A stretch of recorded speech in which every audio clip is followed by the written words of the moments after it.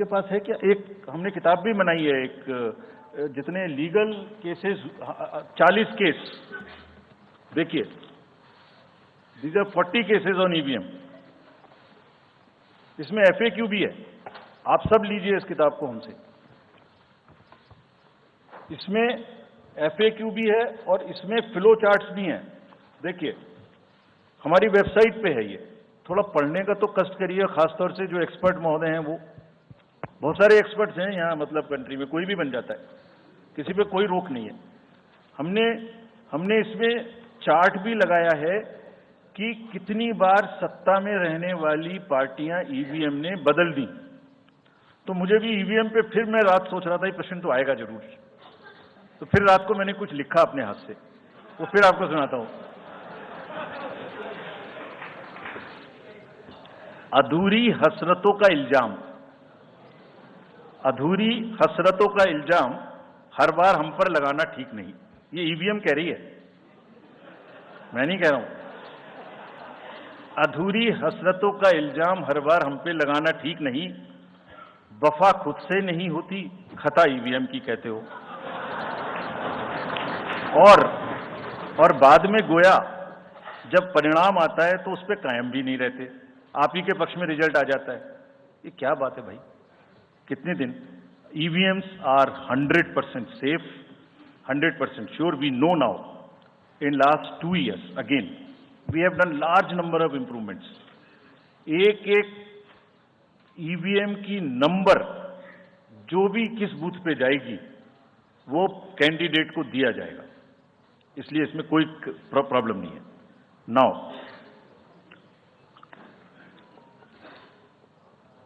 जो MCC के बारे में प्रश्न पूछा, जिसमें आप ये पूछना चाह रहे हैं कि हम बायस्ड होके किसी के खिलाफ एक्शन लेते हैं, किसी के खिलाफ नहीं लेते, यही आप प्रश्न बेसिकली पूछना चाह रहे हैं। पूछना नहीं चाह रही हैं, आरोप लगा रहे हैं, जिसका मुझे जवाब आपको देना चाहिए। Correct, very right, you have a question right to ask. आप पिछले 8, 10, 11 इलेक्शंस की सारे आरोप जितने हमारे पास आए हैं वो सबको एक बार पढ़िए। सबको पढ़ने के बाद सबके नोटिसेस देखिए जो हमने दिए हैं। उसमें जहां जहां कोई भी वायलेशन एस्टेब्लिश होता हो, उस नोटिस के बाद, जवाब आने के बाद भी हमने, ऐसा नहीं है सब में कार्रवाई की है। We are very, as I said, they are kind of a moral censor which we have in the beginning issued. और जिस किसी के भी खिलाफ में अगर कहीं भी कोई केस बनेगा, हाउसएवर हाई star campaigner he or she may be, we will not sit back, we will take action. Next. Sir, we'll take some questions from that side. Yeah, the middle row. There is a gentleman who is holding both his hands up, उनको दे दीजिए। थोड़ा जल्दी दें। Yes sir.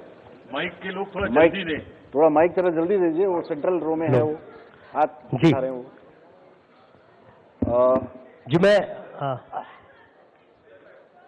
मैं आशीष हूँ, Amar Ujala digital से। मेरा सवाल है सर, जो आपने अभी 4M की बात की थी, उसके लिए क्या कोई एडिशनल डिप्लॉयमेंट आपने किया है? अगर किया है तो वो क्या है sir? Just yeah, give it to him there. Yeah, please. मैं राजस्थान पत्रिका से नवनीत मिश्रा हूं। अभी इलेक्टोरल बॉन्ड पे जिस तरीके से घमासान मचा हुआ है और सुप्रीम कोर्ट ने भी उस सिस्टम को खत्म कर दिया है, और जो चुनावी चंदे की जो पारदर्शिता की बातें होती है, तो उसके लिए वो सिस्टम लाया गया था। तो आयोग का अगला कदम क्या होगा, क्योंकि इसके बाद से कैश की चुनौती है वो बढ़ेगी चुनाव में। Sir, Sunil Prabhu from NDTV, just two, three points, because you just now made a comment that every EVM has a number, and your own commission had asked for a totalizer. That totalizer has not happened because, if you wanted in the essence of free and fair election, then you should not be identified. The others, you said disclose. In the interest of the general public, and now we can't get from Mr. Arun Goel because he hasn't only cited personal reasons. In the best interest of the commission, would you be able to disclose what exactly happened? Why did Mr. Arun Goel, who worked with you and sadly is not here today in this entire process, if you can come clean about what exactly happened, what were the differences that led to his sudden and abrupt exit? That's Ravi Tripathi, DD News. Go over there. Yeah. Sir, मैं रवि त्रिपाठी हूँ, जी news से। मेरा सवाल यह है कि एक तो सीट के नंबर जो सर आपने दिए हैं वो 543 के बजाय 544 हो रहे हैं काउंट करने पर, ऐसा क्यों है, ये एक तो जानकारी। और दूसरा कि मॉडल कोड ऑफ कंडक्ट का जो सवाल खड़ा किया हमारे किसी दोस्त ने कि बार बार विपक्ष ये सवाल खड़ा करता है, तो पिछली बार उन्होंने नाम दिया कि मोदी कोड ऑफ कंडक्ट, जिसमें मोदी के खिलाफ आप सॉफ्ट होते हैं और राहुल गांधी के खिलाफ आप ज्यादा एक्शन लेते हैं। ऐसा क्यों होता है, ऐसा आरोप क्यों लगता है चुनाव आयोग? Yeah, gentleman next to you. Yeah. Sir, Neeraj हूँ, न्यूज 18 इंडिया से। सर, पहले तो चुनाव आयोग को बहुत बहुत बधाई कि आप लोग पूरी कंप्लीट टीम हो गए हैं, दोनों चुनाव आयुक्तों को, और इस बड़ी प्रेस कॉन्फ्रेंस के माध्यम से हम लोग का वास्ता हो रहा है। हमारा सवाल ये है कि ये तो हमें अंदाजा था कि जम्मू और कश्मीर में विधानसभा के चुनाव नहीं होंगे इस बार, लेकिन ऐसा क्यों किया है? हालांकि आपके पास वक्त है, कोर्ट ने भी आपको वक्त दिया है, जम्मू कश्मीर में विधानसभा चुनाव न कराए जाने की क्या वजहें हैं? Yeah, the gentleman with the... Yeah, do it. Yes. Very Sir, my name is T.N. Ashok. I used to be former editor of PTI. I also write a lot of political articles from New York. So I just wanted to know, I was just following the Federal Election Commission of the US, which publishes on its website the amount of money raised by presidential candidates. Like, say, it has just come out only yesterday. Biden has raised about $106 million. Trump has raised $88 million. Nikki Haley has raised about $48 million, and Vivek Ramaswamy has raised about $24 million. Is it possible for the Election Commission of India to publish such kind of details of not the candidates, but the parties, how much have they raised for the 2024 elections? Yeah, thank you. CC will take question. Now let me answer these questions first. Very critical, very important questions. What are in everybody's discussion during this time, and it is necessary that one clears the stand on them. So first of all, I must congratulate that you have calculated it's 544, not 543. I never guessed that anybody would so quickly calculate this. कि ये 543 seat है तो 544 total में कैसे आ गई? एक constituency में 2 बार election होंगे, विच इज इन मणिपुर, तो वो 2 बार काउंट हो रहा है, इसलिए 544 है. So this is the first part of yours. Let me come to mister Prabhu. You asked the questions on totalizers.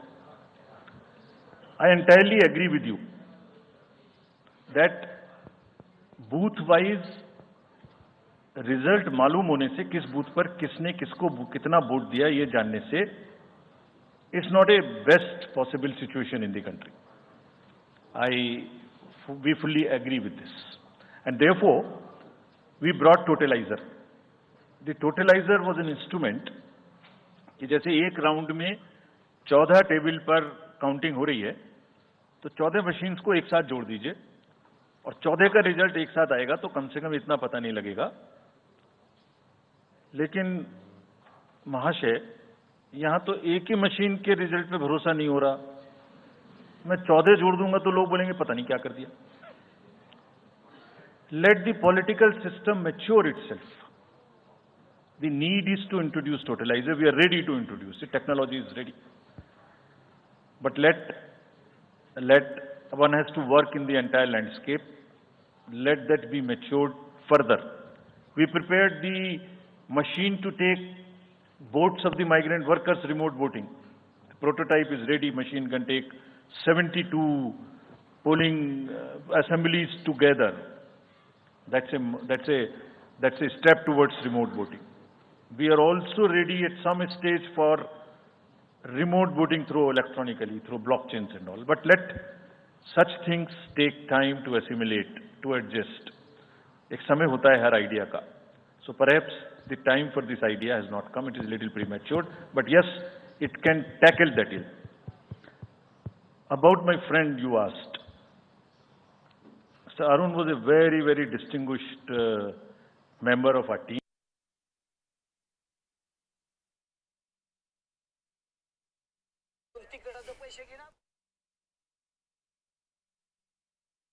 त्यामुळे निवडणूक आयोगानं सविस्तरपणे आपला कार्यक्रम जाहीर केलेला आहे आणि अखेर आदर्श आचारसंहिता सुद्धा आजपासून सुरू झालेली आहे. In the commission, let me make it clear to everybody. As you said, disclose. We also have another principle: participate. Involve all political parties. So in the commission, we have a very sound tradition, not today, of large, and I must thank this to my predecessors, worthy predecessors. Whatever we are today, it is because of them. And that's one tradition in the commission, that dissent within commission is encouraged. Within four walls of ECM, the commission room, which we call, it's a round room, because it's such a complicated exercise in the world, three minds are always better than one. We discuss, we sleep over issues, we take time, we assimilate, and हमेशा एक उसमें कहावत है ना, फिर मुझे याद आ गया, वैसे ही निंदक न्यारे रखिए, आसपास रखने चाहिए जो लोग आपको चैलेंज कर सकें. सो कमीशन में बहुत ट्रेडिशन है, वो हमेशा होता रहा है और होते रहना चाहिए.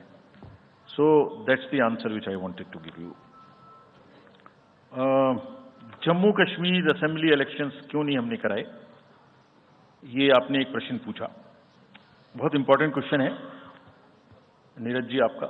हम बहुत कॉन्शियस हैं इस बात से, और बीच बीच में आरोप भी लगते रहते हैं. हम वहां गए थे, तब भी हमसे लोगों ने कहा कि हमें तो सुप्रीम कोर्ट जाना पड़ा आपसे क्या आपको कहलवाने के लिए कि इलेक्शन कराइए, और आप क्यों नहीं कर रहे हैं. तो पहली बात, आपने इतने समय से क्यों नहीं किया. तो पहली बात मैं सबके सामने ये इसको स्पष्ट करना चाहता हूं कि Jammu and Kashmir reorganisation act was passed in 2019. ये सबको विदित है कि 2019 में Jammu Kashmir reorganisation act pass हुआ. उसमें जम्मू कश्मीर की असेंबली में 107 सीटों का प्रावधान किया गया. उस 107 में से 24 सीटें रिजर्व थीं पाक ऑक्यूपाइड जेएंडके की, बची 83. 83 में से 7 रिजर्व थी एससी के लिए, और एसटी के लिए कोई रिजर्वेशन नहीं था. राइट. 2022 में उसके बाद डिलिमिटेशन कमीशन आया और उसकी रिपोर्ट्स को एक्सेप्ट करके नोटिफाई किया गया. उसने इन सीटों की संख्या में परिवर्तन कर दिया.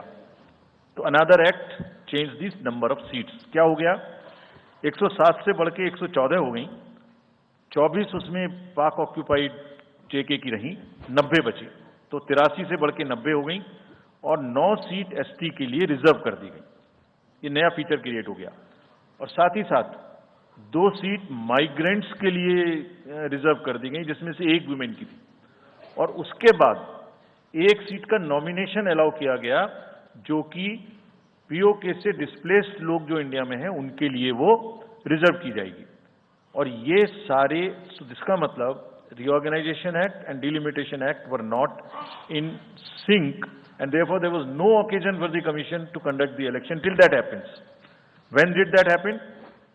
That happened in December 2023 by amendment in the J&K Reorganization Act. तो हमारा मीटर कब से चालू हुआ है? दिसंबर 2023 से मीटर चालू हुआ है चुनाव कराने का. असेंबली और पार्लियामेंट में चुनाव कराने के लिए हम जेएंडके के सभी पॉलिटिकल पार्टीज ने हमसे कहा, ऑल, कि आप हमारा चुनाव पार्लियामेंट के साथ करेंगे. वी रेस्पेक्ट दैट, और हम समझते हैं ये हमारी ड्यूटी है, हम उसे कराएं. सारी एडमिनिस्ट्रेटिव मशीनरी ने टुगेदर एक स्वर में कहा कि सर हम एक साथ नहीं करा सकते.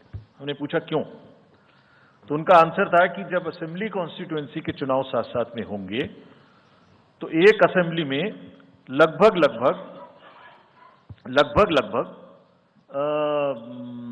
10 से 12 कैंडिडेट खड़े होंगे.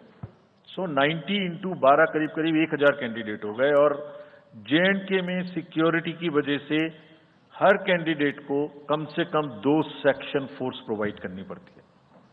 2 सेक्शन फोर्स का मतलब हो गया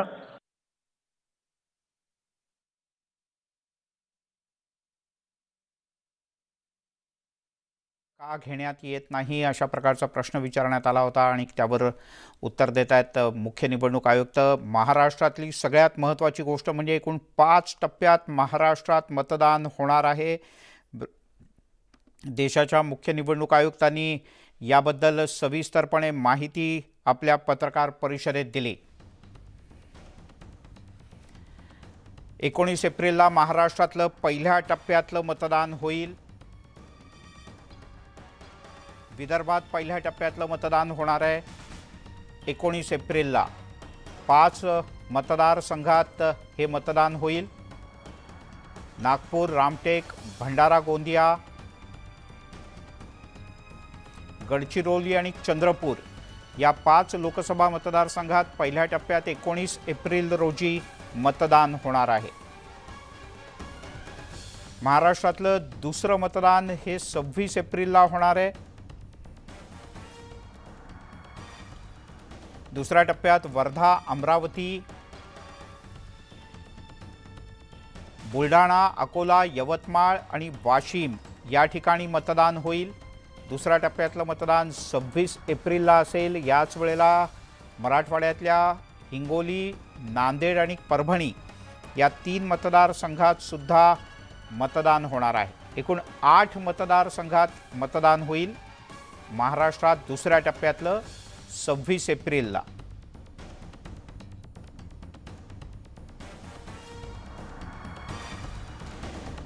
त्यामुळे हे पहिले 2 टप्पे आहेत. एकूण 5 टप्प्यात महाराष्ट्रातलं मतदान होणार आहे. त्यातले हे 2 टप्पे आपण पाहिले. 2 टप्प्यात मिळून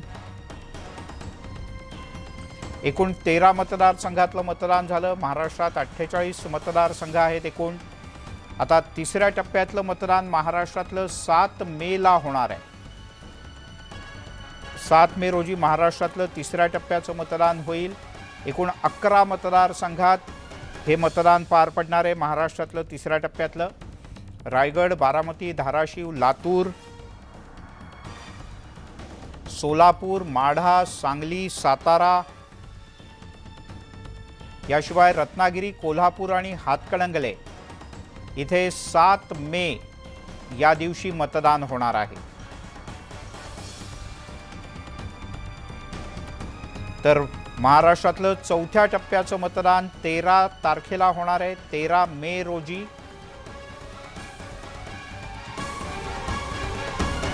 चौथ्या टप्प्यात एकूण 11 लोकसभा मतदारसंघात महाराष्ट्रात मतदान होईल. नंदुरबार, जळगाव, रावेर, जालना